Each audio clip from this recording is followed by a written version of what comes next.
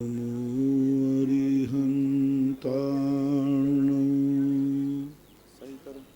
नमो सिद्धाणं नमो आयर्याणं नमो वज्रायाणं नमो लोये सर्वशाहुणं। पंच परमेष्टि भगवान की जय हो। आचार्य श्री गुरुवर कुंद कुंद महाराज की जय। आचार्य श्री गुरुवर विद्यासागर महाराज की जय। परम पूज्य निर्यापक श्रवण मुनि श्री सुधा सागर जी महाराज की जय। संजय जैन अजमेर गुरुवर नमोस्तु। महाराज जी की जिज्ञासा है कि अष्ट सती में आया है स्वाध्याय के दौरान कि समय में वर्षा जो होती है वो ज़्यादा फलदायी नहीं होती है। उसी प्रकार से असमय में जो अष्टसती ग्रंथ में स्वाध्याय में आया कि असमय में जो वर्षा होती है वो ज़्यादा फलदायी नहीं होती है। उसी प्रकार से असमय में की गई भक्ति भी ज़्यादा फलदायी नहीं होती है। तो महाराज जी श्रावक तो हमेशा भक्ति में तल्लीन रहता है, तो असमय में भक्ति जो की जाती है उसका क्या तात्पर्य लेंगे? असमय की भक्ति का अर्थ होता है, एक हमारे यहाँ कालातिचार है, कालातिक्रम। हर चीज की एक भक्ति का नियत काल होता है। सामान्य भक्ति कभी भी कर सकते हैं। भगवान का स्मरण करना, भगवान का दर्शन करना, यहाँ नित्य नियम की बात है। जैसे कोई भक्ति है, आप लोग अभिषेक करते हैं, कोई कभी करता है, कोई 5 बजे कर जाता है, कोई 4 बजे कर जाता है, कोई 11 बजे करता है, कोई 12 बजे, जब चाहे तब करता है। ये अनियत काल है। वहाँ अष्टसती काल ये कहना चाहते हैं, जैसे किसान यदि कभी भी खेत में बीज बो दे, क्या फर्क पड़ता है? जब फुर्सत मिले तब बीज बो दो, फल आ जाएगा। 8 दिन भी लेट हो जाते तो किसान कहता है अब तो हमारा बीज गया। देखिए, खेत है, पानी भी है, सब कुछ है, लेकिन समय पर बीज नहीं बोया गया तो फसल नहीं आती। इसी प्रकार बरसात समय पर नहीं हुई तो क्या काम की? भक्तांबर स्तोत्र में लिखा कि उस समय बरसात बरसी जब सारे खेत फल फूल करके पकने को तैयार थे। कि यद जलम जलभार नम्रे, ऐसा एक श्लोक आया। उस समय उसका क्या उपयोग है? इसी प्रकार भक्ति का जो समय होता है, यहाँ 2 प्रसंग लेना। भगवान के मंदिर के अभिषेक पूजन का समय नियत होना चाहिए, मनमाने ढंग से नहीं, जब चाहे जब करते जाओ, कुछ फल नहीं मिलता। जो मनमाने ढंग से करते हैं मंदिरों में, गांवों में अक्सर करे होता है, जब जिसको समय मिलता है उस समय आया, उठाए ठाकुर जी, रखे थाली में, हर हर गंगा, बस। और कई स्थानों में तो भगवान सुबह 5 बजे से थाली में रखे रहते हैं, 11 बजे तक जो आया लोटा, कुछ नहीं होने वाला। कुछ नहीं, भक्ति का कोई फल नहीं होने वाला, उसका फल ही नहीं है। नियत काल होना चाहिए। हम लोग देखो, सामायिक का नियत काल है, प्रतिकोण का नियत काल है, स्तुति का नियत काल है। दूसरा सकाल है भक्ति का अर्थ वहाँ है कि भक्ति दुख के दिनों में करता है व्यक्ति। दुख में सुमरन सब करे, सुख में करे न कोई, और जो सुख में सुमरन करे तो दुख काहे। 90% लोग कब भक्ति करते हैं? दुख के समय। जब दुख आता है तब देखो कितनी अच्छी माला, पूजा पाठ भी, सब जो कुछ कहो वो सब कर लेते हैं। और सुख के दिनों में, अच्छे दिन चल रहे हो, महाराज हमारे पास टाइम नहीं है, समय नहीं है। यहाँ तक लोग कह देते हैं महाराज हमारे पास समय नहीं अभी से, क्योंकि यही समय तो हमारा दोस्तों के साथ सुबह घूमने का है, मतलब इतना ज्यादा, तो उस समय कर्म भी कहता है अब तुम्हारी भक्ति करने से कोई बात नहीं। आग लगने के बाद कुआं खोदने की तैयारी, मरने के बाद फिर दवाई डॉक्टर की खोज करना व्यर्थ है। इसलिए यहाँ दो अर्थ लेना। जो नित्य नियम की पूजन अनुष्ठान है उसका समय मंदिरों में नियत होना चाहिए, निश्चित होना चाहिए। एक समय ही पूरी समाज को इकट्ठा होकर के एक साथ अभिषेक करना चाहिए। एक व्यक्ति सुबह अभिषेक कर गया, दूसरे दोपहर कर गया, सब अपनी अपनी करके गए, उस गंधोदक में चमत्कार नहीं है। आपने देखा होगा कि जब बहुत भीड़ होती है तो बोली बढ़ती है तो लोग क्या समझते हैं, ये भीड़ देखकर बोली ले जा रही है, मान कसा है। जब कोई मंदिर में नहीं होगा तो बोली का वो 11 रुपया में न लेवे, और जिस दिन भीड़ हो और बहुत सारे बाहर के लोग आए हों, उसमें महाराज जी भी आए हों, फिर बोली की क्या कीमत है। उसमें भी आ जाओ बेटा, सुधासागर महाराज जी आए हों। तो दुनिया क्या समझती है, ये मान कसा है। पहले मैं भी यही समझता था। जब शास्त्रों को पढ़ा कि चक्रवर्ती सब अपने पूरे परिवार को सबको इकट्ठा करके अभिषेक करता था, सौधर्मेंद्र पूरे स्वर्गों के देवों को इकट्ठा करता है जब भगवान का अभिषेक करता है, सपरिवार पूरे देवों को बुलाता है, आओ मैं अभिषेक कर रहा हूं। मैंने कही ये झमघट क्यों, अभिषेक करना है चुपचाप, भगवान को उठाओ, लोटा उठाओ, ढाल दो, चलो घर पधारो। नहीं, बहुत बड़ी, मैंने फिर प्रैक्टिकल किया इसका। आप भी कर लेना, मैं जो कुछ भी बोलता हूँ आप लोग प्रैक्टिकल किया करो। मैंने किया है। एक अकेले में मूर्ति का अभिषेक करना और 1000 लोग बैठे हो उस समय अभिषेक करना, सबकी दृष्टि किस पे है, अभिषेक पे। और जैसे तुमने ढल डाला 1000 गुनी शक्ति उसमें बढ़ गई, क्योंकि 1000 लोगों ने एनर्जी दी उस समय। जैसे जल ढारते जय हो ताली बजी ना, ये एनर्जी पहुंच गई। और अकेले में करते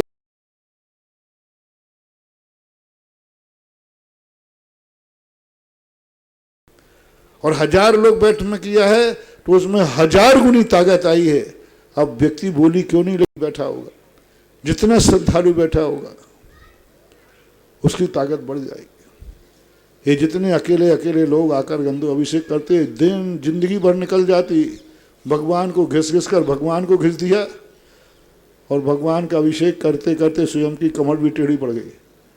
कुछ नहीं हुआ, जैसे थे वैसे के वैसे ही हैं, अकल में वैसे ही हैं, सुख समृद्धि में वैसे ही हैं, जैसे थे वैसे ही हैं।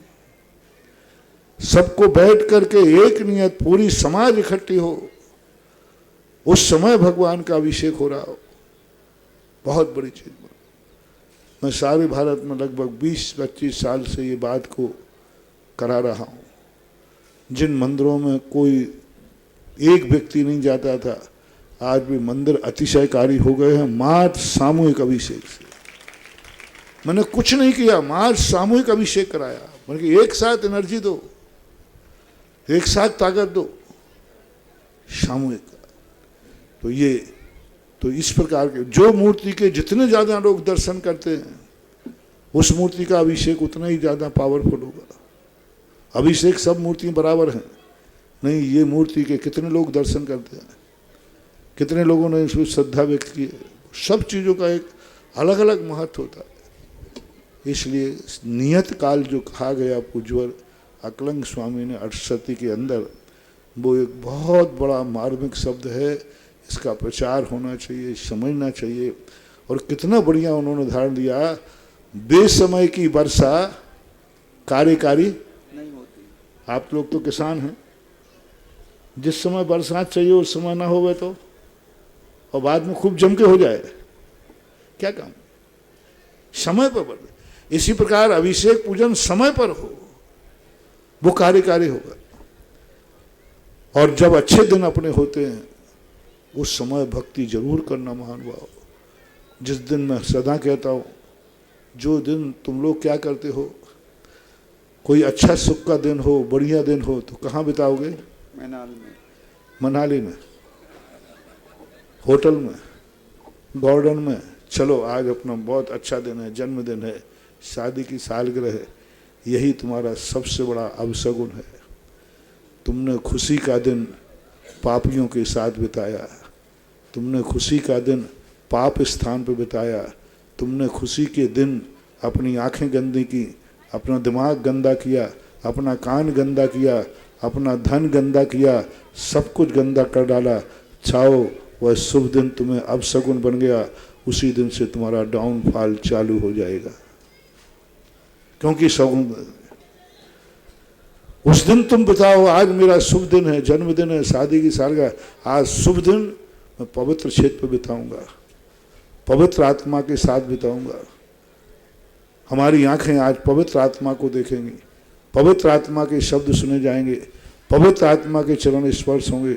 जाओ तीर्थ क्षेत्र उस दिन, एक दिन मात्र, जिस दिन तुम्हारा जन्म हो। मैंने एक दिन चातुर्मास में सारे भारत को कहा था, मैं तुम्हारे लिए साल भर कभी कुछ नहीं कहूँगा, तुम्हें जो करना हो करो, क्योंकि मैं चाहता हूँ तुम्हारे जीवन में दुख का दिन ना आए, बुरे दिन नहीं आए, क्योंकि मुझे मालूम है बुरे दिन आओगे परेशान तुम मुझे ही करोगे। मालूम है, क्योंकि मुझे कहा मंदिर में आओगे, नमोकार मंत्र पढ़ोगे, हे भगवान, हे गुरुदेव, ये सब, ये उपद्रव में क्यों मेरा समय खराब कर। मान जाओ मेरी एक बात, तुम जो दिन कर रहे हो वो तुम्हारी मर्जी पड़े। जिस दिन तुम्हारा शुभ दिन हो, जन्मदिन हो, उस दिन बाजार का मत खाना।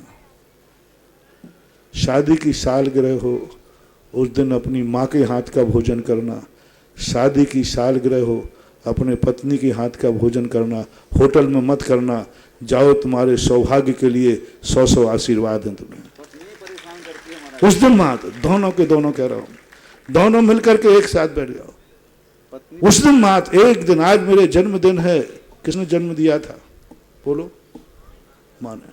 आज माँ के हाथ की रोटी खाऊंगा, बस कुछ नहीं करना। मानो आज नहीं खाऊंगा होटल में, आज नहीं जाऊंगा बाजार में, माँ के हाथ की रोटी खाऊंगा जो माँ देगी, क्योंकि आज माँ ने जन्म दिया था। शगुन कर लीजिए आप। एक दिन की बात कह रहा हूं, दूसरे दिन तुम पूरे 364 दिन तुम होटल में खाते हो, खाओ। उस दिन नहीं खाना, क्योंकि वो तुम्हारे शगुन का दिन है, मंगल का दिन है, वो तुम्हारी खुशी का दिन है। खुशी के दिन उन पापियों के हाथ की खाने जाते हो, खुशी के दिन उन पाप स्थान पे जाते हो, खुशी के दिन उसको जाते हो जो गिन के खिलाता है, गिन के खाते हो। होटल में गिन के खिलाया जाता है कि बिना गिने? गिन के खिलाया। और खाते समय भी। और माँ बोलो ना, माँ बिना गिने खिलाएगी कि गिन करके? और माँ के हाथ का भोजन गिन के खाते हो कि बिना गिने? बस असीम वरदान।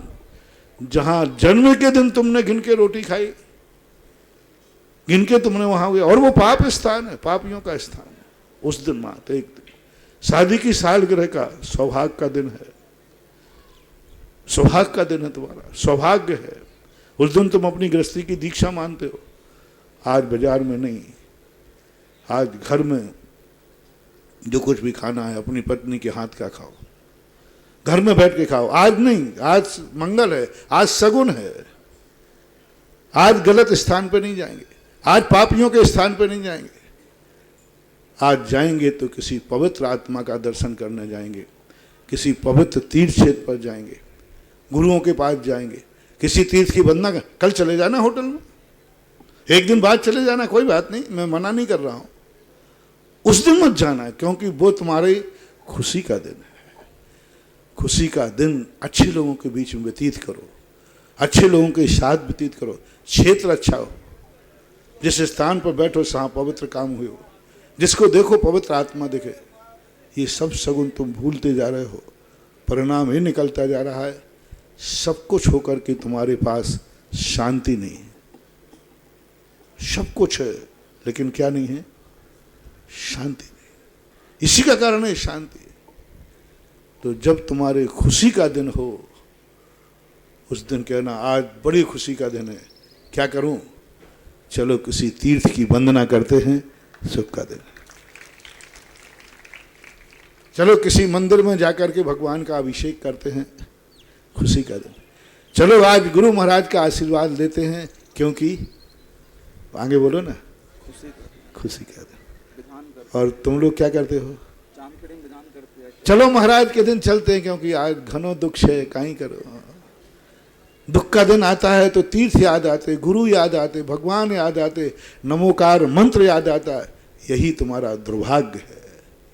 और फिर बाद में तुम रोते हो, महाराज जी आपके दुख में आया था और आपसे भी आशीर्वाद लिया था, लेकिन मेरा काम नहीं हुआ। बड़ी आशा थी, बड़ा सुना था कि सुधा सागर बड़े चमत्कारी हैं, अतिशयकारी हैं, लेकिन महाराज कच्छू नहीं वो। हाँ, दुख के दिनों में आए थे ना, दुख के दिन में आए थे। शायद सुख के दिन में आते तो ये दुख की नौबत ही नहीं आती। इसलिए समय को नियत कहा जाता है। अशोक जैन ललोई, अध्यक्ष मांदरी समाज। गुरुवर नमोस्तु। महाराज जी ये कह रहे हैं कि गांव के समाज में सामान्यतः व्यापार सुबह और शाम का हुआ करता है, शहर का व्यापार 10 बजे के बाद शुरू होता है। तो हम लोगों को भगवान का अभिषेक पूजन की तैयारी सुबह 5 बजे अंधेरे में करनी पड़ती है। तो महाराज जी हम लोग का समय वो सही है या गलत, क्या करें उसके लिए हम? देखो, अंधेरे में तो नहीं करना चाहिए। अंधेरे का अर्थ इतना हो कि सूर्य का उदय ना हो, लेकिन अंधेरा नहीं हो।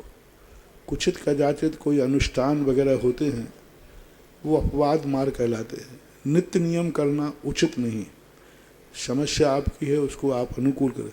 कल के दिन आप ये भी प्रश्न करेंगे, महाराज हम किसान लोग हैं, सुबह जल्दी जाना पड़ता 5 बजे, तो हम नाश्ता 5 बजे कर लें, और रात में लेट आना पड़ता है तो रात्रि की छूट दे दी जाए, फिर तो आप पता नहीं क्या क्या कर लोगे, क्योंकि आपकी समस्याएं कभी ख़त्म होना नहीं, और आपको नियम का पालन करना नहीं। समस्या को एडजस्ट करो। आचार्यों ने, ऋषि मनीषियों ने जो लिखा है, सोच के लिखा है। बहुत सारे लोगों को मैंने देखा, अच्छे अच्छे किसान भी होते हैं, वे अपने नियम का पालन करते हैं। हमने अच्छे अच्छे राजनीतिक लोग देखे, राजनीति में लोग कहते हैं कि भ्रष्ट हो जाते हैं।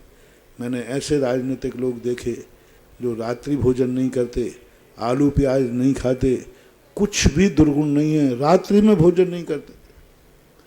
अभी चित्तौड़ के एक विधायक हैं, विधायक है, सांसद जो है जोशी जी, क्या गजब, रात्रि में भोजन नहीं करते, आलू प्याज नहीं खाते। अब आलू प्याज और चीज़ों का तो खाने का सवाल ही नहीं है।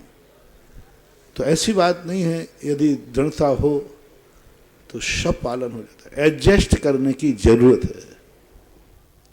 शैलेश जैन, जबलपुर रंगवाले। गुरुवर नमोस्तु। महाराज जी इनकी जिज्ञासा है कि 6 तपों में जो 3 तप आते हैं वह शरीर के मतलब भोजन से संबंधित हैं, अनशन, उनोदर और रस परित्याग। तो महाराज जी जैन धर्म में जो ये रस परित्याग, उनोदर और उपवास की बात कही गई है, तो सिद्धांत से अगर हम देखते हैं तो इससे हमारे प्राणों को घात होता है। तो महाराज जी इस प्रकार का तप किस काम का जिससे हमारे प्राणों को घात हो? मैंने तो आज तक भूखे कम लोग मरते हैं, खा पी के ज़्यादा मरते हैं। खा पी के ही मरा, भूखे तो नहीं होता। अनियंत्रित मत करो। देखो, एक बहुत बड़ी औषधि, हर व्यक्ति को हफ्ते में 1 दिन, महीने में 2 बार और महीने में 1 बार जो उपवास करता है उसका शरीर स्वस्थ रहता है, आयु घटती नहीं है, प्राण घात नहीं होते। एक उसकी मर्यादा है। ये नहीं कि तुम्हारे एक उपवास की शक्ति हो, तुमने 10 कर लिए, ऐसा कुछ नहीं कहा। शक्ति तस् त्यागः। एक आध दिन के उपवास में कुछ नहीं होता। होता है ठीक है, पानी ले लीजिए, होता है दूध ले लीजिए, होता है तो फलाहार कर लीजिए। अरे और कुछ नहीं बनता है तो शुद्ध 1 बार भोजन कर लीजिए, और नहीं बनता तो 2 बार शुद्ध भोजन कर लो। और क्या करो, अब गले में बांध दो सारा भोजन के। एक आदत पड़ गई है। योगी 1 बार, भोगी 2 बार और रोगी 12 बार खाता है। योगी कितने बार खाता है और भोगी और रोगी तुम्ही लोगों ने बोल दिया है। अब ऐसा कौन है जिसमें यहाँ पर कोई रोगी नहीं बैठा हो? मैं तो योगी बैठा हूँ, सब गवाह हैं, सब गवाह। मेरा 2 नंबर में चल ही नहीं सकता, क्योंकि हमारे भोजन का टिफिन तो आपके पास है। हमारे साधु का भोजन कहाँ है? गृहस्थ के बाद कितने बार खाता है? 1 बार। और भोगी, भोगी यानी गृहस्थ 2 बार, और रोगी 3 बार। इनमें सभी रोगी बैठे हैं कि कुछ भोगी भी बैठे हैं? एक बैठा है, 2 3 4 5 6, 2 बार, 2 बार भोजन का। ये वृत्ति है, प्रतिमाधारी हैं कुछ लोग वृत्ति। 2 बार बहुत अच्छा, महिलाओं में बहुत अच्छा। 2 बार भोजन में आराम से काम चलता है। बार बार मुंह जूठा करना पशुओं का काम है। पशु जो होता है जब चाहे जब डाल दो। श्रावक, और उसमें खास तौर से उच्च वर्णीय श्रावक का खाने का काल नियत होता है। वह त्याग करता है, भोजन खाने के बाद नियम लेता है, अब मैं इतने बजे के बाद भोजन करूंगा, नियम कर लिया। अब उतनी देर में उसका पुण्य का बंध और उसी देर में आयु का बंध हुआ, मरण हुआ, तो नियम से उसका उपवास पूर्वक मरण का पुण्य लगेगा और सदगति जाएगा, पक्का गारंटी है। क्योंकि उसने सुबह करके नियम ले लिया कि मैं अब शाम को 5 बजे खाऊंगा, बात खत्म हो गई, त्याग हो गया उसका। एक छोटा सा उदाहरण तो मैं दिखा देता हूँ। एक शराब पीने वाला व्यक्ति था, बहुत शराब पीता था। वो कहता महाराज मेरी शराब मत छुड़ाओ, मैं नहीं चल पाएगा, मर जाऊंगा मैं, मर जाऊंगा मैं, पक्का है, मैं बिना उसके रह ही नहीं सकता, और मर जाऊंगा तो हत्या का दोष आपको लगेगा। महाराज ने कहा अच्छा तो कितनी? महाराज जी आप क्या बताऊं, मैं दिन भर पीता ही रहता हूँ। एक पीने का कोई अंतराल तो होगा। तो उसने उदाहरण दे दिया कि बोलो महाराज जी ऐसा समझो, यहाँ पर हमारी एक अलमारी है और उस हाल में उस कोने पे अलमारी है। यहाँ से पी के जाता हूँ, उतना चलता हूँ, उसके बाद फिर मुझे तलब लग जाता, पीता हूँ। महाराज ने कहा बहुत अच्छा, बीच में चल जाता है ना? हाँ इतना तो चल जाता है।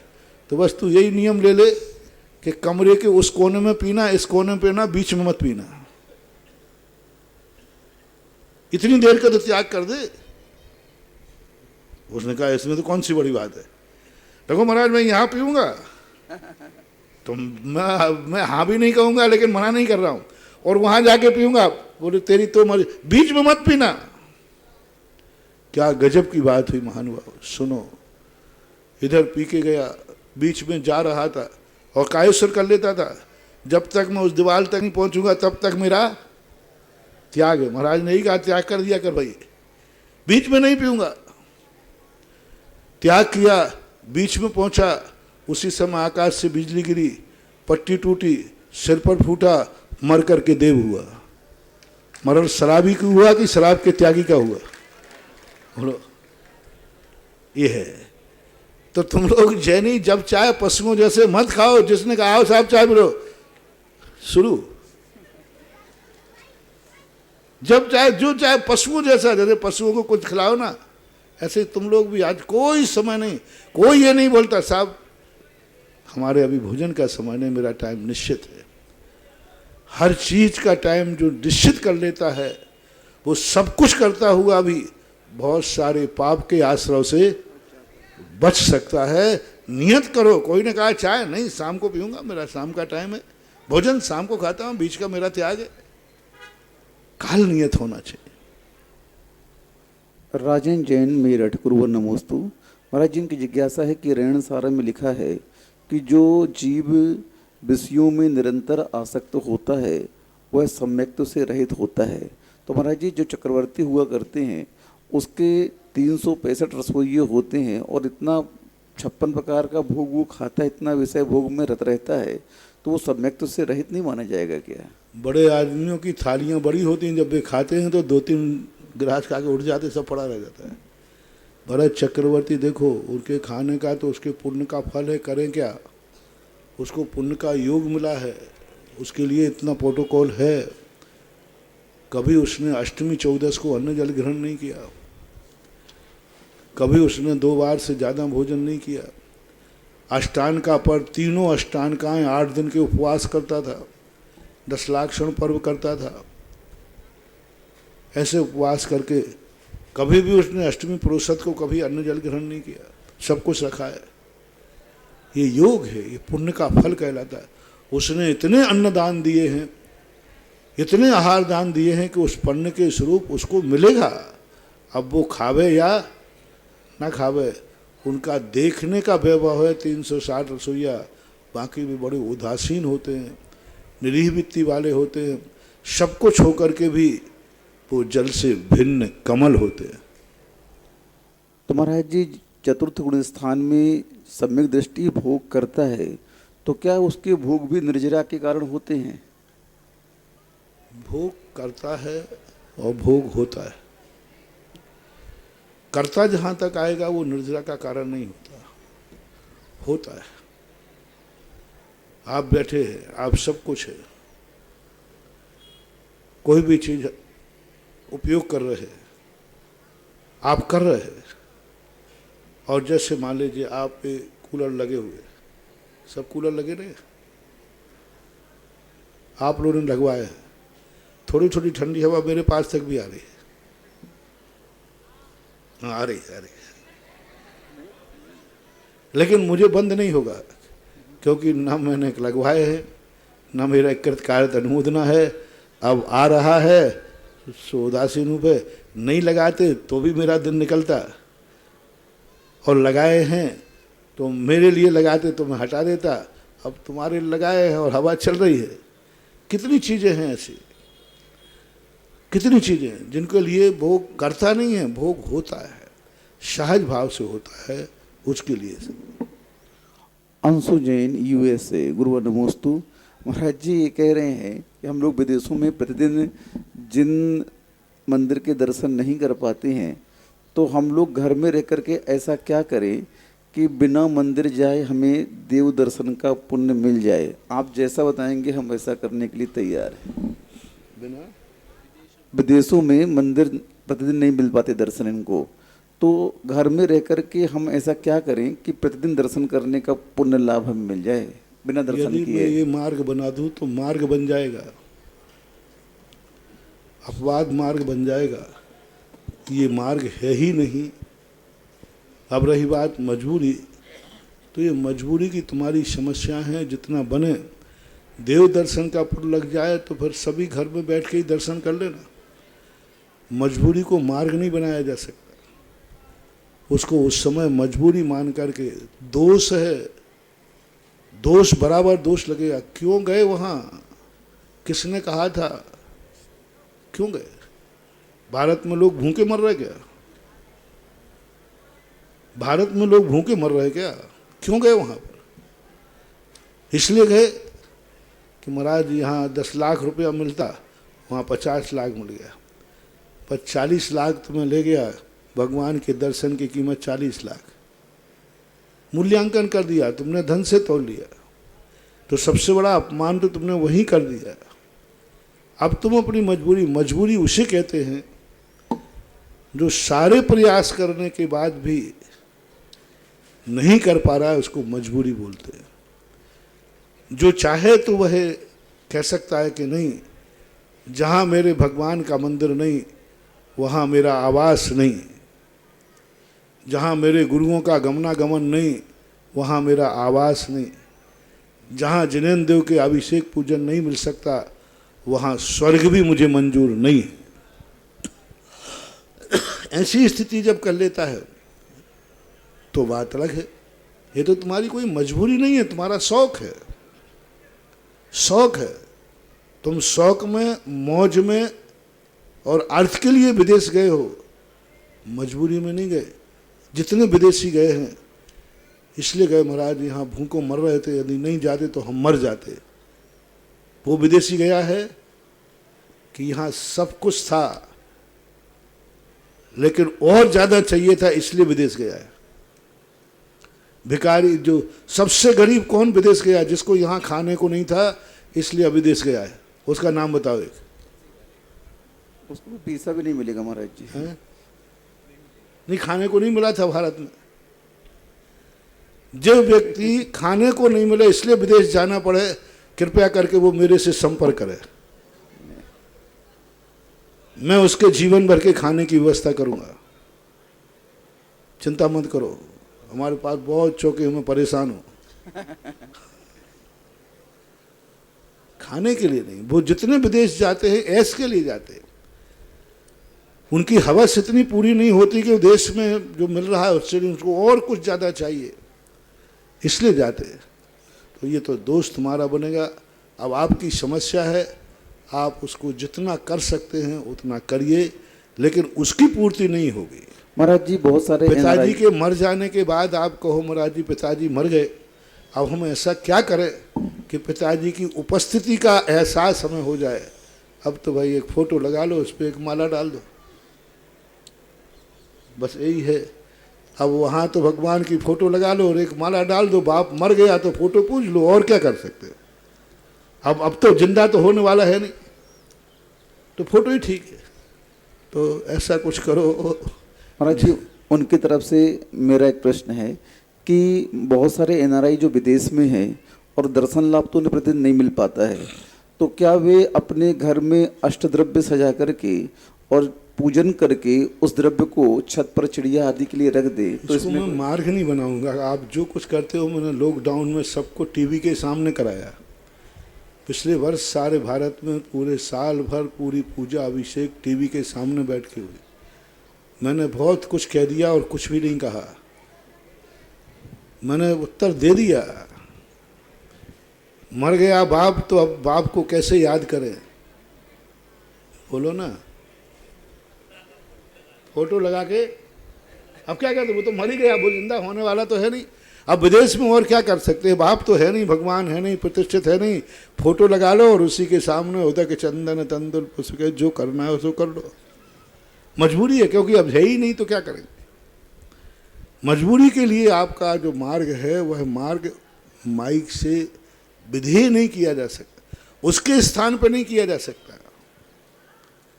देव दर्शन के स्थान पर क्या करें ये जवाब नहीं दूंगा।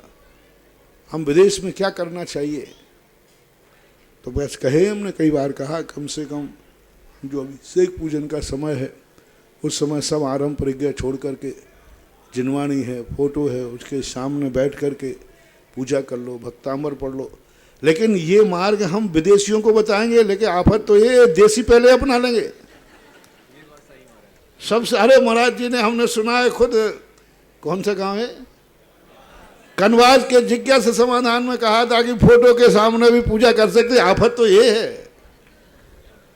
इसलिए विदेशी देसी लोगों, तुम लोग कान बंद कर लो, विदेशी के कान में कह दिया मैंने। और देसी करेगा, जो मंदिर जिसके यहाँ है वो यदि करेगा तो ये मान के चलना उसको वो पाप लगेगा कि उसका बाप जिंदा है और फोटो पे माला चढ़ा के अगरबत्ती लगा रहा है। बोलो भाई, मरने के बाद बाप के फोटो पर माला लगा के अगरबत्ती लगाना ठीक है नहीं? चलता है कि नहीं? चलता। जिंदा बाप है और उसकी फोटो पे माला फैला के अगरबत्ती लगाना, ये सगुन है कि अपशगुन? अपशगुन है। अपशगुन। तो जहां मंदिर है वो मत करना, नहीं तो ध्यान रखना। परम पूज्य संत श्रवणी आचार्य गुरुवर श्री विद्यासागर जी महाराज के परम प्रभाव शिष्य व्यापक श्रमण श्री सुधा सागर जी महाराज के चरणों में देश विदेश से समस्त जिज्ञासुओं का बारंबार नमोस्तु। जिनवाणी चैनल और सुधा कलश के माध्यम से देखने वाले समस्त जिज्ञासुओं का भी चरणों में नमोस्तु।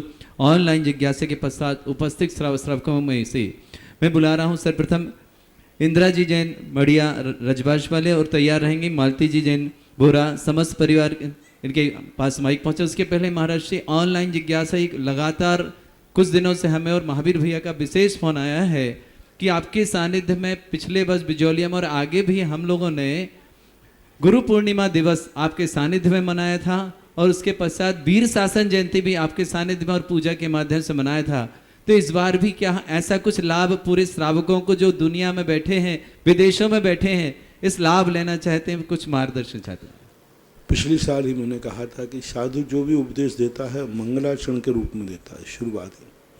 पिछले साल भी मैंने कहा था, इस बार लॉकडाउन के कारण आपने घर में गुरु पूर्णिमा मनाई, आप मंदिर में जाके मनाइए। आपके आसपास गुरुजन हैं उनके पास जाके मनाइए। गुरु पूर्णिमा एक जैन दर्शन का एक ऐतिहासिक दिन है, बहुत बड़ा ऐतिहासिक दिन है। एक ऐसी असंभव घटना को संभव में परिवर्तित हुआ जिस दिन भगवान महावीर स्वामी की 66 दिन तक दिव्य धुनी नहीं करी, गौतम गणधर की उपस्थिति आने पर हमें उपदेश मिला। उस दिन गुरु पूर्णिमा की पूजा करना चाहिए। जैन दर्शन में गुरु पूर्णिमा वास्तविक रूप से ऐतिहासिक प्राग ऐतिहासिक रूप में जैनियों में ही है, लेकिन जैनी इसको भूलते जा रहे हैं। वीर शासन जयंती युग परिवर्तन दिवस, हमने कहा था पिछली बार भी, युग परिवर्तन, लोग नए दिवसों में भूल गए कि सही नया दिवस कौन सा है। लोग 1 जनवरी को मनाने लगे, जो हमारे दुश्मनों का जन्मदिन था। भारत देश मूर्ख बहुत है। 1 जनवरी हम उनका है जिनको हमने यहाँ से खदेड़ा है, जिनको हमने यहाँ से भगाया है। उन अंग्रेजों का खुशी का दिन था, लेकिन हमने आज उसको ही एक ऐसी जनवरी मान ली कि सारे भारत के हर धर्मात्मा अपने धर्म का नया दिन भूल गए, और सबसे ज़्यादा 1 जनवरी। कोई राजा विक्रमादित्य को 1 जनवरी मानते हैं। वास्तविक नया दिन है जिस दिन युग का परिवर्तन होता है, चौथे काल से पंचम काल के छठा काल, वो वास्तविक है। पूज्यवर अति विश्व महाराज ने, पूज्यवर नेमीचंद महाराज ने त्रिलोक सार के अंदर इसको कहा कि युग का जो परिवर्तन होता है वो श्रावण वदी एकम युग परिवर्तन दिवस। ये दिवस नाम मैं इसलिए दे रहा हूँ क्योंकि आज का युग बहुत सारे डे बना रहा है, शिक्षक दिवस आदि आदि, वैलेंटाइन डे, बहुत सारे डे बना दे रहे। कितने डे बनाते रहते हो? तो मैंने सोचा कुछ हमारे डे भी इसमें जोड़ दें। तो युग परिवर्तन दिवस आपको मनाना है। 25 तारीख है, 24 तारीख का तो गुरु पूर्णिमा है, और 25 तारीख का युग परिवर्तन दिवस, जो वीर शासन जयंती, उस दिन भगवान महावीर स्वामी की दिव्य धुनी, पहली दिव्य धुनी खिली थी। वह नहीं होता तो आज हमारे पास कुछ भी नहीं होता। तो उस दिन पिछले साल पूजाएं आपके पास भेजी गई थी, इस आपके पास होंगी, नहीं है तो इस साल आप बोल दें, इस साल भी आपको PDF बनाकर भेजी जा रही है। वो मंदिरों में करें, इस समय मंदिर खुले हैं, मंदिरों में करें। जो घर में किया था पिछली बार, PDF की बात बोल दें। PDF फाइल आप सभी के पास, जिन्हें भी कुछ ग्रुपों में डाल दी जाएगी, आपके पर्सनल नंबर पे महावीर भैया के माध्यम से भी डाली जा रही है। तो जिन्हें भी उस महाराज जी के आशीर्वाद से जो युग परिवर्तन दिवस, जिसे महाराज जी के आशीर्वाद से युग परिवर्तन दिवस के दिया, और गुरु पूर्णिमा की दोनों की PDF फाइल आपके पास पहुंच जाएगी। जरूर उस दिन गुरु का गुणगान अपन करें और युग परिवर्तन दिवस के रूप में मनाएं। चलिए, पहली जिज्ञासा के लिए इंदा जी जैन मड़िया और मालती जी जैन कोटा तैयार रहेंगे। उसके पूर्व श्री दिगंबर जैन त्रिकाल चौबीसी पूर्णोदय के लिए 5 कलश की राशि के माध्यम से एक नाम आया स्वर्णकार के लिए, विधि के लिए श्रीमती शांति देवी जी, अभिनंदन जी, अजय जी, समस्त सिंगल परिवार जोरदार स्वागत करते इस परिवार के लिए। बहुत बहुत बधाई और अनुमोदना। आज हमारा परम सौभाग्य है कि आज हमारे गुरुवर हमारे गांव में पधारे। नमोस्तु भगवान, नमोस्तु भगवान, नमोस्तु भगवान। द्रव्य निर्जरा और भाव निर्जरा और सविपाक निर्जरा, अविपाक निर्जरा में क्या अंतर? जय कालेन तवेण भूत्र समकम पुगलम जैन भावेण सदन रिया तत्सरणम निर्जरा दुबेहम। पूज्यवर नेमीचंद महाराज ने द्रव्य संग्रह के अंदर जय कालेन तवेण, 2 प्रकार की निर्जरा है। एक अपने काल में आकर के निर्जरा होती है, और एक निर्जरा होती है असमय में। तवेण निर्जरा दुभेम, 2 प्रकार के। इसके भी 2 भेद है, एक देश निर्जरा और एक सर्वकाल निर्जरा। तो उस समय जब कहा जाता है कि सविपाक निर्जरा और अविपाक निर्जरा, सविपाक निर्जरा वो कहलाती है अपने आप जो कर्म बंधे हैं अपने आप उदय में आएंगे, फल देंगे। और अविपाक निर्जरा वो कहलाती है कि जिनका अभी आने का समय नहीं था, फिर भी वो अकाल में उनके कर्मों को छपाता है। जैसे हम लोग, अशुभ कर्म हमारे अभी उदय में आने वाले नहीं हैं, लेकिन हम लोग अशुभ कर्म को जल्दी जल्दी बुलाते हैं, बहुत जल्दी बुलाते हैं तप के माध्यम से। और आप लोग पुण्य कर्म के उदाते जल्दी जल्दी, जितना पुण्य हो जल्दी जल्दी आवे उदय में, तो पुण्य की निर्जरा कराते हैं।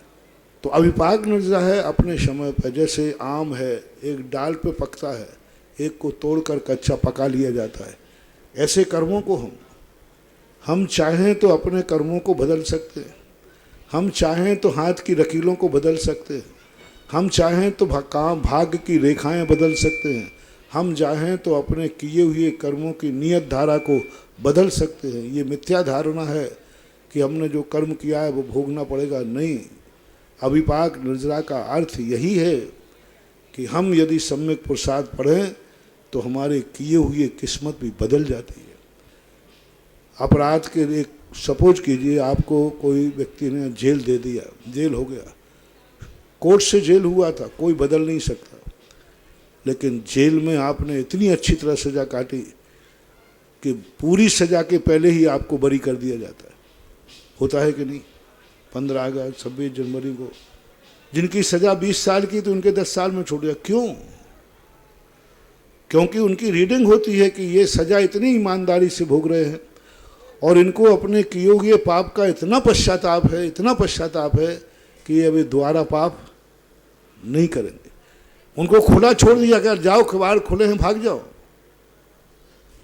एक बार हम जेल में प्रोशन करने गए, कुछ कैदी खेत में काम कर रहे थे, खुले थे। मैंने कहा ये भाग जाएं तो?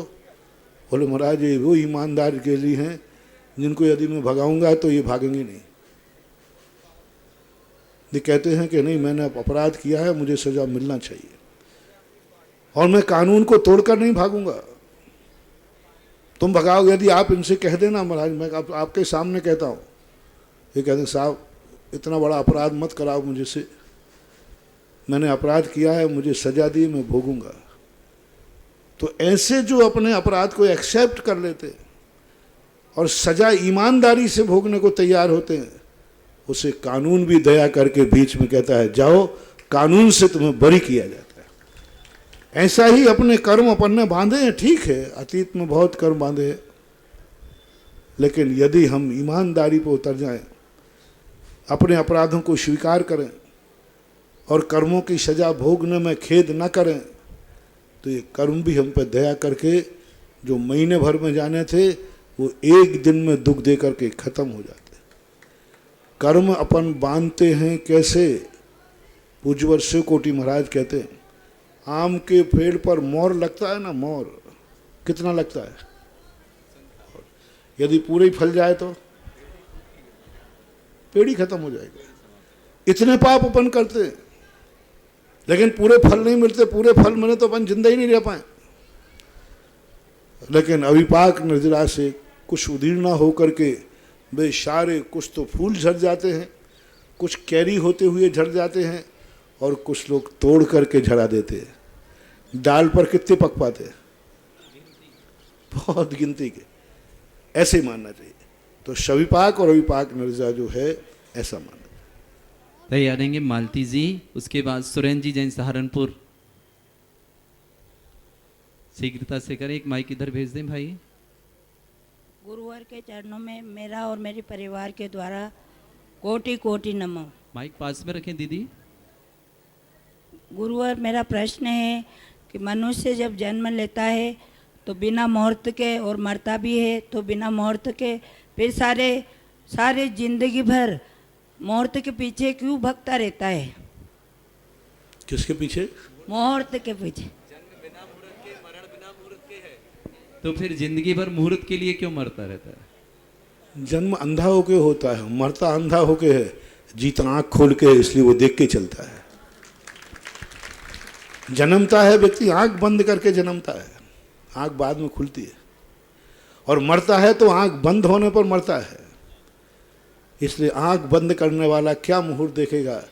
जिंदगी जो मिलती है वो आंख खोल के मिलती है, इसलिए मुहूर्त देख के जाता है। जिंदगी एक आंख खोल के मिली है। जिंदगी में जन्म और मरण तो एक अंधे के हैं। जन्म और मरण तो नियत है। जन्म मरण हमारे हाथ में नहीं है। जन्म हमारे पूर्व का किया हुआ फल है और मृत्यु एक नियत का दिया हुआ पुरस्कार है, और जीवन हमारी जिंदगी का है जो हम फूंक फूंक करके चलते, एक एक देख करके चलते। यदि ऐसे ही सब हो जाए कि जैसे जन्म हुआ अपने आप हो गया जन्म, ऐसे ही मौत अपने आप आ जाएगी, तो फिर जीवन भी घर में बैठ करके अपने आप जीवन भी गुजर जाएगा। ये क्यों नहीं कहते?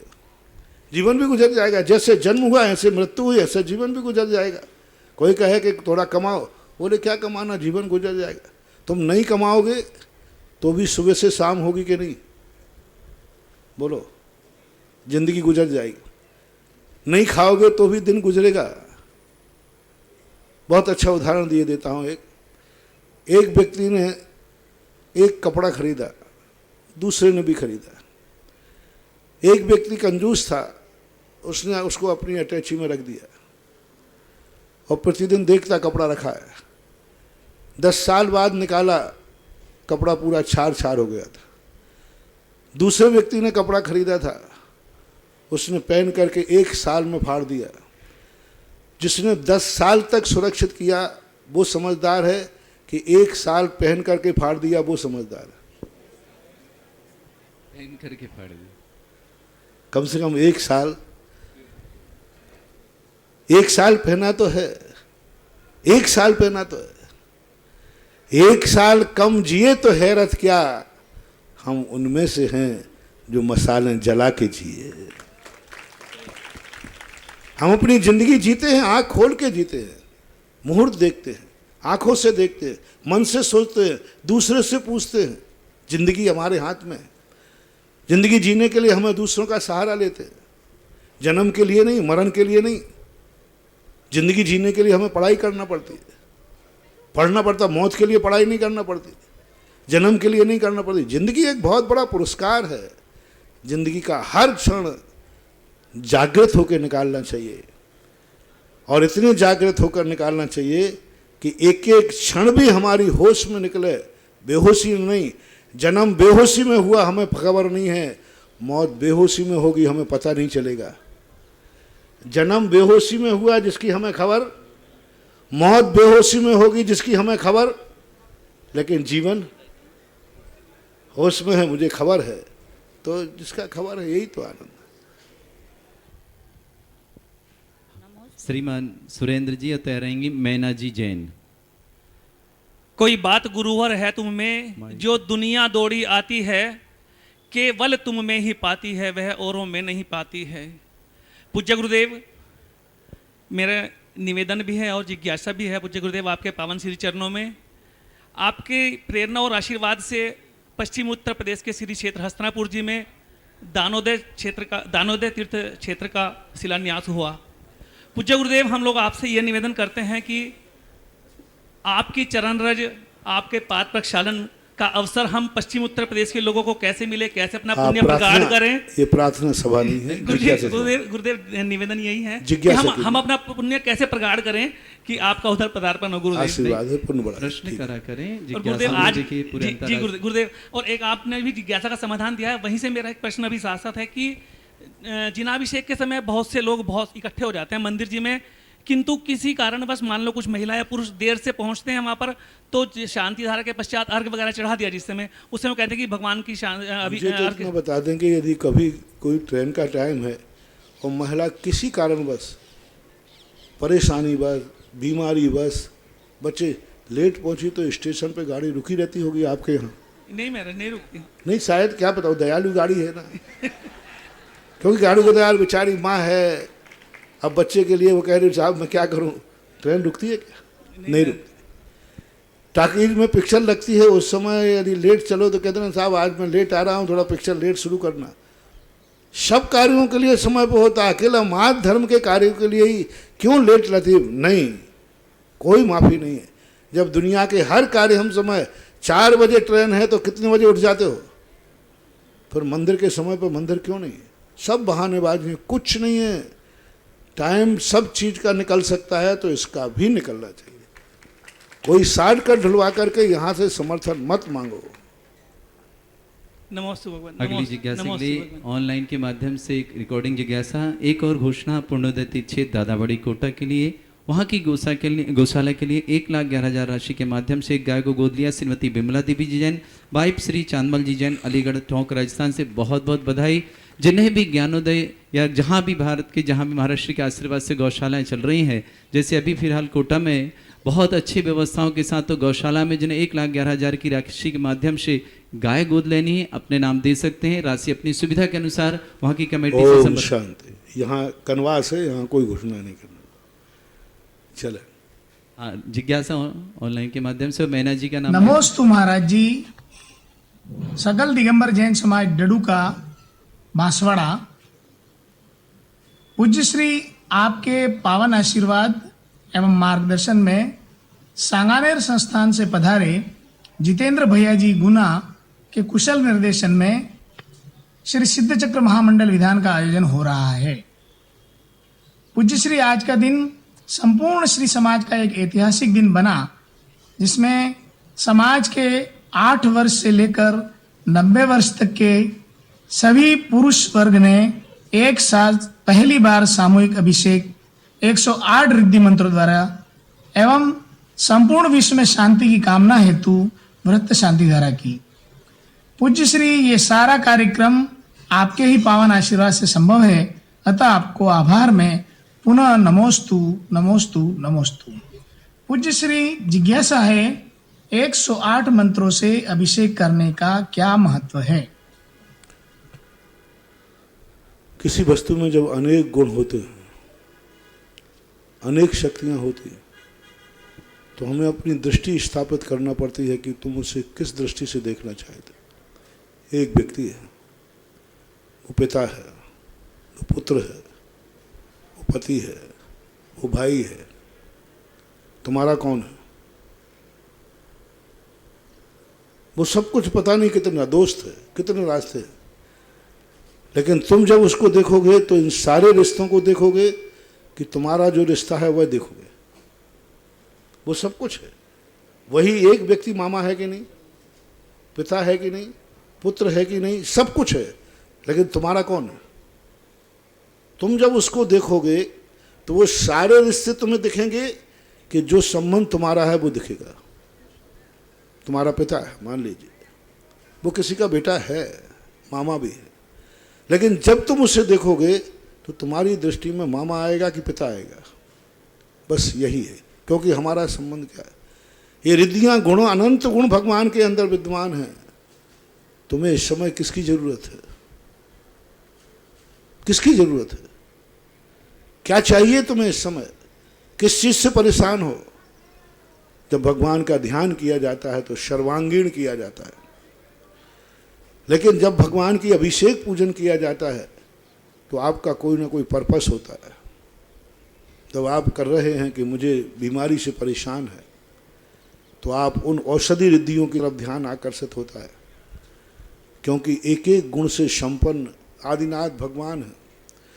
अशोक वृक्ष के नीचे बैठे हुए आदिनाथ का ध्यान करने का फल अलग है। छत्र के साथ आदिनाथ भगवान का ध्यान करना अलग है, चवर के साथ आदिनाथ का ध्यान करना अलग है, सिंहासन के साथ ध्यान करना अलग है। आदिनाथ एक हैं कि अनेक? एक। लेकिन इस समय हम ध्यान कर रहे हैं क्योंकि मैं बहुत विषाद में हूँ, मैं बहुत शोक में हूँ, मैं असहाय हूँ, मेरा कोई सहारा नहीं है। आदिनाथ का ध्यान नहीं करना, इस समय उन आदिनाथ का ध्यान करो कि वो अशोक वृक्ष के नीचे बैठे हैं। उच्चैर शोक तरुशंसत मुन मयूख माभाति रूप ममलम भवतः नितांत स्पष्टो लसत किरण तमोबितानम बिम्बम रवे रिव पयोधर, ऐसा एक श्लोक है ना भक्तांबर में, उसके अंदर अब उसका ध्यान करिए। आपको अब आदिनाथ से आपको वो रेंज मिलेगी, क्योंकि आपने टारगेट अशोक वृक्ष को बनाया। हमें वो आदिनाथ का ध्यान करना है जो अशोक वृक्ष के नीचे बैठे हैं। तो अब उस समय हमारी दृष्टि आदिनाथ की सारी शक्तियां गौण हो गई। हमें वह शक्ति चाहिए जिसकी हमारे पास कमी है। इसी प्रकार से ये रिद्धियां होती हैं, अलग अलग गुण होते हैं। भगवान से हमें कौन सी शक्ति चाहिए है, उस शक्ति की तरफ ध्यान आकर्षित करने के लिए ये सारे मंत्र होते हैं। सारे अलग अलग रूप से 108 मंत्र होते हैं। मैना जी तैयार रहेंगे। राजेश जी जैन सागाहेड़ी कोटा वाले। मेरे मेरे गुरुवर के श्री चरणों में बारंबार नमोस्तु नमोस्तु नमोस्तु। लव कुश मोक्षगामी जीवित है, फिर भी उनका जन्म जंगल में, ऐसा क्यों? नमोस्तु। लवकुश मोक्षगामी थे, फिर भी जंगल में क्यों जन्म हुआ महाराज श्री? तो जन्म जंगल में, उन्हें जंगल में ही जाना था उनको, तो इससे जंगल का कोई मतलब। वर्तमान उनकी साधना है, अतीत में जो उन्होंने कर्म किया है उसका तो भोगना पड़ेगा। राजेश जी जैन तैयार रहेंगे। नरेश जी वैद, महामंत्री चांदखेड़ी कमेटी। शीघ्रता से करें माइक, आप हमने नाम लिया था तभी आप लोगों को ले लें। गुरुदेव के चरणों में मेरे गुरुदेव के चरणों में कोटि कोटि नमोस्तु नमोस्तु नमोस्तु। गुरुदेव, मेरी 2 जिज्ञासा है। उनमें से प्रथम जिज्ञासा है कि सिद्ध चक्र महामंडल विधान की क्या महिमा है, और दूसरी, जो मंदिर में हम अभिषेक करते हैं, बहुत से लोग अभिषेक करते हैं और तुरंत निकल जाते हैं बिना मार्जन किए हुए, तो क्या गुरुदेव उनका कर्मबंध होता है? पहली बात तो है कि सिद्ध चक्र मंडल विधान वो सिद्धों की महिमा है जिसमें यह लोक और पारलोक दोनों सिद्धियाँ होती हैं। अभी मैंने कहा ना, आपकी दृष्टि किस पर है। यह लोक की सिद्धि करने के लिए है तो वह यह लोक की सिद्धि करेगा, परलोक की सिद्धि के लिए है तो परलोक की सिद्धि करेगा। एक ही नमोकार मंत्र है, एक ही मंत्र विधान है। आपका अभिप्राय क्या है? जिस अभिप्राय से वो फेरते हैं उस अभिप्राय को वह पूर्ति करने वाला। हमारे हर मंत्र, हर पूजा, हर विधान, हर स्तोत्र मल्टीपर्पस है। मल्टीपर्पस का अर्थ है आपका दृष्टिकोण। आप जिस भाव से करते हैं वह चीज, वह महिमा प्रकट कर देती है। दूसरी बात, जो अभिषेक का मार्जन करके चले जाते हैं, मैं उनसे इतनी पूछता हूँ, आप नहाने के बाद सीधे कपड़े पहन लिया करो, टावल क्यों पहुँचते हो? और सीधे बाहर दौड़ लगा दिया करो, तो उनकी ऐसी दशा मिलेगी कि पशुओं जैसे वो नहाने को पानी तो मिलेगा लेकिन पहुँचने को टावल नहीं मिलेगी। भगवान का तुमने गीला किया है तो मार्जन भी करने का प्रयास कीजिए। हाँ, आपको कभी जल्दी जाना है तो दूसरे को सौंप के जाइए, और नहीं जान मालूम दूसरे को तो बैठे रहिए। आपने जब भगवान के ऊपर जल ढाला है तो जब तक मार्जन न हो, आप अभी मार्जन करें या ना करें, लेकिन आपकी साक्षी में मार्जन होना चाहिए, उपस्थिति में होना चाहिए। अभिषेक करके आपने गीला कर दिया भगवान को, लेकिन आपका मार्जन भी वो आपके साथ होना चाहिए, आपको करना चाहिए। मान लो सामूहिक अभिषेक है तो मार्जन तो कोई एक व्यक्ति करेगा, लेकिन मार्जन देखने से भी बहुत बड़ा पुण्य है। भगवान का मार्जन करना भी पुण्य का कारण होता है। जितना व्यक्ति भगवान का मार्जन करके साफ करता है, वो सबसे बड़ा, बहुत बड़ी बात कह रहा हूँ, मानो अभिषेक के बाद भगवान को पहुँचना, फेयर एंड लवली, गोरे होने की क्रीम, हाँ, भगवान को जितना तुम साफ करके रख के जाओगे, तुम्हारा चौकटा भी उतना ही सुंदर होगा। बहुत सुंदर, भक्ति सुंदर रूपम। और भगवान को गीला करके छोड़ गए तो फिर तुम्हारे में कभी पसीना रिसेगा, कभी ब्लड रिसेगा कभी बदबू रिसेगी। हाँ, ये ध्यान रखना होना चाहिए। ठीक है, कभी जाना है तो क्षमा याचना करके, कायेश्वर करके, दूसरे से कहकर भैया मार्जन आप कर देना मेरी तरफ से, मैं जल्दी जाता हूँ। ये व्यवहारिकता बात अलग है और बदमाशी अलग है। मेरे इसी वैद तैयार रहेंगे। सुनील जी जैन, झालरा पाटन, हाथ उठा दिया करें अपने। गुरु चरणों नमोस्तोरन। मेरा शंका है कि लोग हम इसमें मायाचारी करते हैं, तो एक तो मायाचारी पीछे से करते हैं कि झूठ बोल के और थोड़ा अधिक पैसा, एक तो इस तरह की किसी उद्देश्य को लेके झूठ बोलते हैं। दूसरा उद्देश्य अपनी सेकी बगाड़ने के लिए, कोई उसका कोई प्रयोजन है, कोई लाभ नहीं, पर वैसे ही झूठ बोले तो कर्मों की अंदर, जिसको बोलता है अंदर तंडवत, तो उस दोनों की कर्मों की निर्जा में क्या व्यक्ति तो निर्जय ही नहीं है। जो ख्याति, पूजा आदि, चाहे लाभ, ये करते रहते हैं, इसके लिए तो दुनिया करती रहती है, इसमें कोई लाभ नहीं, कोई फायदा नहीं। जो अपने कर्मों की निर्जरा के लिए करता है, मैंने अब कहा ना, अभिप्राय के अनुसार बंद है, अभिप्राय के अनुसार। यही नमोकार मंत्र रावण को दुर्गति ले गया, क्योंकि उसका अभिप्राय खोटा था। उसने नमोकार मंत्र पढ़ा, लेकिन किस लिए पढ़ा? धर्म का और धर्मात्मा का नाश करने के लिए नमोकार मंत्र पढ़ा, मंदिर जाके धाप किया, लेकिन धर्म और धर्मात्मा के नाश करने के लिए किया। अभिप्राय, यदि ख्याति पूजा के लिए आप करते हैं, मान करण के कारण जो कार्य करेगा मरकर हाथी होएगा, आगे करके शूण, ऐसा कुछ आता है। मान करण के कारण, यदि मान के लाने ख्याति पूजा के लिए करते हैं तो इनको पुण्य तो बंद होगा, तो हाथी बनेंगे, क्योंकि उनने मान के लिए किया तो नाक इतनी बड़ी मिलेगी। क्योंकि नाक के लिए किया ना, तो कर्म कहता है इसको नाक इतनी बड़ी दे दो कि वो जमीन में भी स्पर्शित होती है। चलिए, सुनील जी जैन, उसके पश्चात रहेंगे रोहित जी जैन कोटा। हाथ उठा दीजिएगा रोहित जी। में बार बार नमोस्तु नमोस्तु नमोस्तु। महाराज जी, मेरी जिज्ञासा बहुत समय से मन में द्वंद्व चल रहा था कि पूछूं या नहीं पूछूं। बहुत लोगों से भी कहा तो उन्होंने कहा रहने दे, ऐसा मत पूछ के, पर मेरा मन नहीं माना, तो मैंने कहा आज मैं गुरुदेव से पूछ ही रहूँ।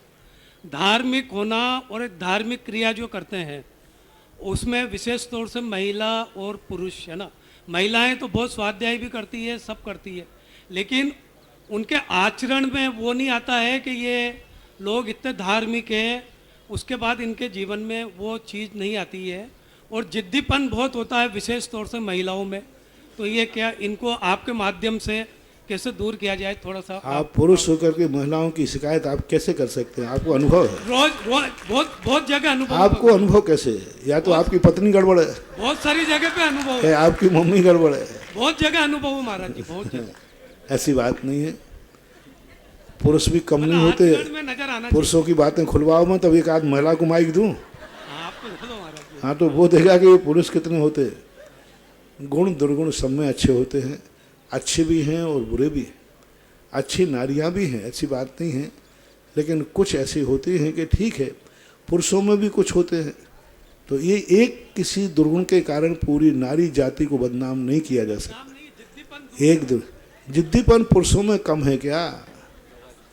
इतना जिद्दीपन होता है कि जिस दिन महिला ने कह दी कि आज तुम्हारे लिए ये कार्य करना है, आज तो नहीं करूँगा, तूने कहा क्यों? ये जिद्द बना नहीं, बहुत जिद्द बना है। ऐसी बात नहीं है, नहीं होना चाहिए, ठीक नहीं है।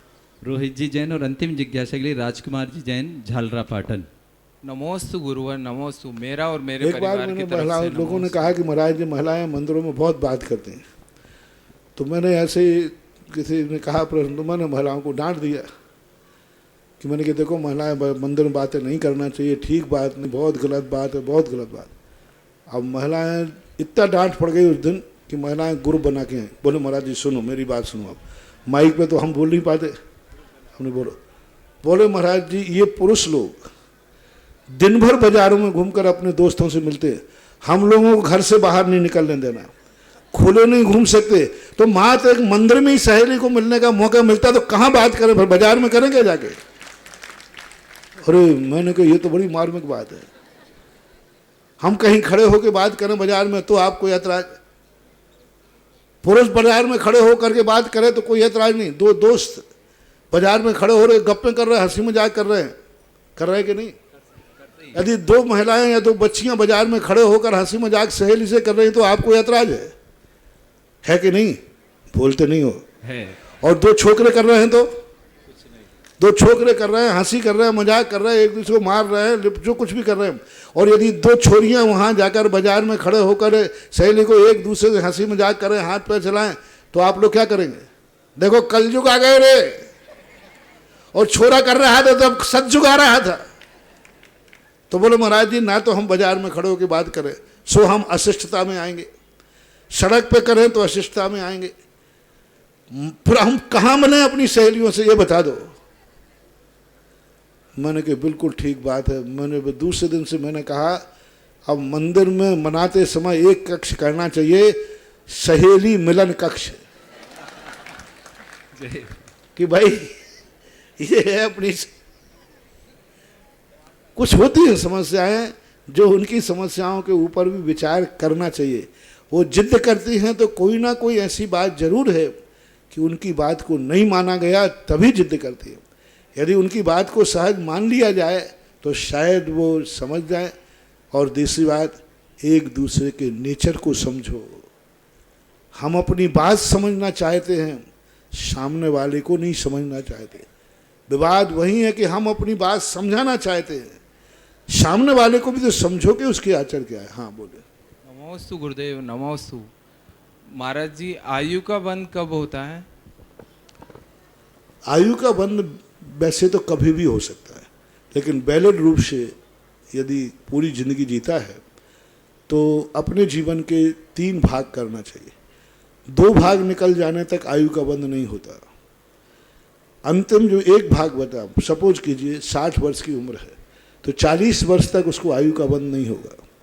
40 वर्ष के बाद जो पहला दिन, पहला मिनट, पहला सेकंड आयु बंध का मौका दिया जाएगा, उस समय आयु बंध के जो परिणाम होते हैं नहीं मिलते हैं तो 20 साल के फिर 3 भाग के लिए 2 भाग तक फिर नहीं मिलेगा, दूसरा मौका फिर दिया जाएगा। ऐसा जीवन के 8 बार मौका दिया जाता है और अकाल मरण में तात्कालिक तुरंत बंद होता है। अंतिम जिज्ञासा शीघ्रता से। नमोस्तु गुरुदेव, नमोस्तु नमोस्तु। मेरी जिज्ञासा यह है कि महाराज जी अभी परसों के दिन ही हमारे झालरापाटन के साथी मुकेश जी चलावत के जिज्ञासा में आपने समाधान दिया था कि आप मन शुद्धि करो, एकता रखो तो आपका क्षेत्र बन जाएगा।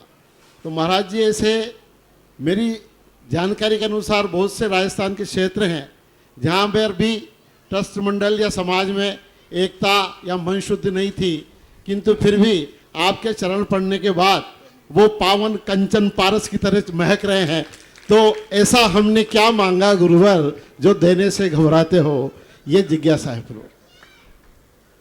जहाँ भी मैंने देखा कमेटियों में कभी विघटन नहीं हुआ। विघटन उनमें होता है जो विपक्षी होते हैं, कमेटी में विघटन नहीं होना चाहिए। विपक्षी तो सदा विघटन में खड़ा रहता है, उससे कोई डर नहीं रहता। लेकिन अभी तक मैंने कोई क्षेत्र पे कार्य नहीं किया जिस एरिया में कमेटी में विघटन हो और मैंने प्रवेश किया हो। दुनिया का मेरा एक ही कहना है, सारे दुनिया की 7 अरब की जनता एक तरफ और कमेटी एक तरफ। 7 अरब की जनता विरोध में चली जाए और कमेटी एक तरफ है तो चिंता मत करना, फिर कुछ नहीं होता। तो इसी प्रकार से आप लोगों के बीच में जो संगठन, जो वात्सल्य, जो एकता तुम लोगों की पहले थी, वह अब उसमें कुछ ना कुछ खटाट आई है। मैंने छुपाने का प्रयास किया था, अब तुम खुलवाना ही चाहते हो तो मैं क्या करूं? एकता अंदर से पूछो, संगठन में शक्ति है। एकता और प्रयास, इसके लिए प्रयास, साधु के लिए प्रयास वर्षों वर्षों तक निरंतर करना पड़ते हैं। और हमारे लिए तो हमारे पास अलग करना और हमारा हेड डिपार्टमेंट अलग है और हर चीज़ के समय होता है। आज तुम कहो कि तुम चतुर्मास के समय पर, आज तुम्हारे स्थान चतुर्मास के लायक नहीं है। चतुर्मास की स्थिति पर कहना सरल है, लेकिन चतुर्मास को निभाना बहुत कठिन है। साधु की साधना, साधु की योग्यता, साधु के रहने के योग्य स्थान सब देखा जाता है। वो अभी तुम्हारी स्थिति नहीं है। साधु को बेटा कम से कम खुले दिनों में भी यदि साधु को रोको तो उसके लिए भी तो संगठन चाहिए। जो रूप पहले था, जो झालरापाटन में गया था, वो अब नहीं है। छुपाने का प्रयास मत करो। राजकुमार नाम ना आपका? कल कुछ अलग लोग थे, आज कुछ अलग लोग हैं। नहीं, कल मैं भी था गुरुवर। हाँ तुम तो थे, तुम तो ऐसे हो के सब में चले जा रहे हो। कुछ ना कुछ कहीं ना कहीं दाल में काला तो है। नहीं महाराज, जो तुमसे कह गया वो हमसे कह गया। महाराज जी एक जिज्ञासा मिलाकर के 3 क्षेत्रों को कसाई का स्थान न बनाए, मान सम्मान का स्थान न बनाए। मैंने अभी 4 दिन प्रवचन दिए हैं कोटा के अंदर कि वस्तु को समझो, वस्तु की उपयोगिता नहीं। मुझे इससे क्या मिल रहा है? न मान मिल रहा है, न सम्मान मिल रहा है, न पद मिल रहा है, ये मत देखो। मुझे भगवान मिल रहा है, ये देखो। जय हो, जय हो। ये मत देखो कि मुझे गुरु का चतुर्मास गुरु होंगे तो क्या मिलेगा, हमें अध्यक्ष बनाओगे कि नहीं, हमें बुलाओगे कि नहीं, किसी ने बुलाया किसी ने। कई लोग इसलिए बोले हमें बुलाएं तो आ जाऊंगा, तेरे बाप का नौकर लगाए तो बुलाए। धर्म कार्य में और मरने पर जो बुलाने पर जाने का इंतजार करता है, समझ लेना उसका विनाश निश्चित है। कान खोल के सुनो, धर्म कार्य में और मौत में। किसमें कह रहा हूं? किसी की मौत की खबर सुनते ही तुम कहो उस घर से फोन आए तो मैं जाऊंगा अर्थी में। मौत को बुलावा नहीं चाहिए, और जब धर्म का गुरु की और भगवान की बात आए वहां बुलाने का इंतजार नहीं करना, बिना बुलाए जाना, बिना बुलाए जाना। चाहे मुझे बुलाया जाए नहीं बुलाया, मैं आऊँगा। कोई कहे आपको किसने बुलाया था? मुझे किसी ने बुलाया। मेरा गुरु जहाँ बैठा है वहाँ मुझे कोई रोक नहीं सकता। मेरा भगवान जहाँ बैठा है उसे कोई रोक नहीं सकता। मेरा तीर्थ जहाँ है, तुम लोग देखते हो मान मर्यादा, मेरा गुरु मेरी नहीं चलती, मेरा अध्यक्ष नहीं बना, मेरा मंत्री नहीं बना, मुझे नहीं पूछ रहा है। ये उपयुक्तता है। उपयुक्तता को महत्व मत दो, भगवान को महत्व दो। मुझे भगवान चाहिए, भगवान से नहीं चाहिए। मुझे गुरु चाहिए, गुरु से नहीं चाहिए। और यदि से शब्द हटा, 4 दिन के प्रवचन, अभी कोटा के प्रवचन सुनो, सारी जिंदगी के कोटा सुधरा के नहीं सुधरा पता नहीं। भारत के बहुत सारे लोग कोटा के प्रवचनों से सुधर गए। बहुत सारे लोगों में प्रवचन में आया, कोटा के भी सुधरे, ऐसी बात नहीं, पाषाण थोड़ी है वो भी हैं तो आदमी। तो सबके लिए आप लोगों को सबसे बड़ी चीज है, वस्तु से मतलब रखो, वस्तु की उपयोगिता पर ध्यान मत दो। वस्तु है, मंदिर है, तीर्थ है तो है, आज भी है, कल भी है। हमारे लिए एक समय ज्यादा हो जाएगा तो कोई बात नहीं, इनको तो सुना दो। एक स्थान पर था, प्रतिदिन सुबह 5 बजे आकर के एक पदाधिकारी बैठता था और किवाड़ खुलते सबसे पहले वो नमोस्तु करता था, कमंडल उठाता था, शौच के लिए जाते थे। बोलो, मैं सोचता था कितना बढ़िया भक्त है, ऐसे सारे भारत के अध्यक्ष हो जाएं। उसकी इतनी भक्ति थी, गजब की भक्ति। सुबह 5 बजे आके बैठता था, किवाड़ खोलते सबसे पहले वही अंदर आता, शौच कराता, आहार, दिन भर उसकी भक्ति देख करके मुझे ऐसा लगा कि ऐसे सारे देश के सारे मंदिरों के अध्यक्ष हो जाएं तो क्या मजा आ जाए, ऐसे अध्यक्ष। और वस्तुतः ऐसे एक दिन क्या हुआ, दूसरे दिन उठा मैं तो वो सामने नहीं था, दिन भर नहीं दिखा। अब ऐसा मेरा प्यारा अध्यक्ष जिसको मैं सारे भारत के अध्यक्ष चाहूं, तो मैंने कहा कहीं कोई गड़बड़ ट्रेजरी तो कुछ, तो मैंने बोले उनके अध्यक्ष को क्या हो गया, वो कुछ गड़बड़ तो नहीं हो गया? मैंने को कोई गड़बड़ी हो गई हो? थोड़ी महाराज आपको पता नहीं? उनके नहीं, कुछ हो गया क्या? बोले नहीं, कल रात में चुनाव हो गया। तो मैंने कि चुनाव हो गया कि महाराज वो अध्यक्ष नहीं रहे, अब दूसरा आ गया। ओहो, मैंने कहा कि बस अध्यक्ष था तो गुरु था, आज भी मैं वहीं था, कमंडल भी वहीं था, सूरज भी सुबह उगा था, लेकिन कमंडल उसके पास में नहीं था क्योंकि चुनाव हो गया। तो अब बोलो, ये गुरु भक्ति है कि अध्यक्ष भक्ति है? विमल चंद जी, क्या मानोगे इसको? क्या फर्क पड़ता है? कल चुनाव अध्यक्ष था या नहीं था, मैं तो गुरु का सेवक हूं, श्रावक हूं। तो लोग वस्तु को नहीं समझ पा रहे। यदि तुम लोगों में वस्तु समझ में आ जाए तो सब कुछ समझ में हो सकता है, ऐसी बात कुछ भी असंभव नहीं। आप लोग झालरा पाटन के लोग वस्तु को समझो, उपयोगिता की नहीं। उस क्षेत्र से ना मान सम्मान मत कमाओ, उस क्षेत्र को मान सम्मान दो। भगवान और गुरु से हमें मान सम्मान नहीं चाहिए। भगवान और गुरु से मान सम्मान चाहोगे तो धरातल में जाओगे, और भगवान गुरु को मान सम्मान दोगे तो ऊपर आधार में जाओगे। ध्यान रखना, भगवान और गुरु को मान सम्मान दिया जाता है, उनसे मान सम्मान चाहा नहीं जाता है। इसलिए मैंने कहा था, अब मैंने तो बहुत छोटे में तुम्हारी छुपाई थी, अब तुमने, अब क्या करें, कई लोगों की पीठ में खुजली चलती है। कोई बात नहीं, फिर भी अच्छा करो, प्रयास करो, अच्छा कार्य है। संगठन बनाओ। देखो, संगठन से 1 से 11 भले एक भी व्यक्ति टूटता है तो एक विकलांगता आती, इसलिए संगठन बनाओ थोड़ी बहुत। और सबसे बड़ी चीज़ है तुम्हारे लोगों के लिए, जब तुम्हारे में विघटन बनता है, मैंने एक बात तुम लोगों को कही, कितना बड़ा, शायद ही तुम्हें इस युग में इतने बड़े होने, जब तुम्हारे बीच में दो मत हों तो एक ही बात का बहस ही मत करो। ठीक है, इस मत को यहीं छोड़ते हैं, महाराज जी के पास चलते हैं, वो जो कहेंगे वही मान होगा। विघटन हो गई, तुम वहीं सुलटा दो, नहीं तूने कहा तो कैसे कहा, मैंने कहा, विवाद ही मत करो। अभी तो मैं दुनिया में हूं कि ऊपर चला गया? नहीं, यही है गुरुदेव, है यही है। हो तो फिर डरने के क्यों विकल्प करते हो, क्यों सोचते हो? तुरंत सोचो, कभी टूट होगी ही नहीं। हर 5-6 महीने में बैटरी चार्ज करा लिया करो। जय हो, जय हो, जय हो। श्री परम पूज्य मुनिपुंग 160 श्री सुधा सागर जी महाराज की जय।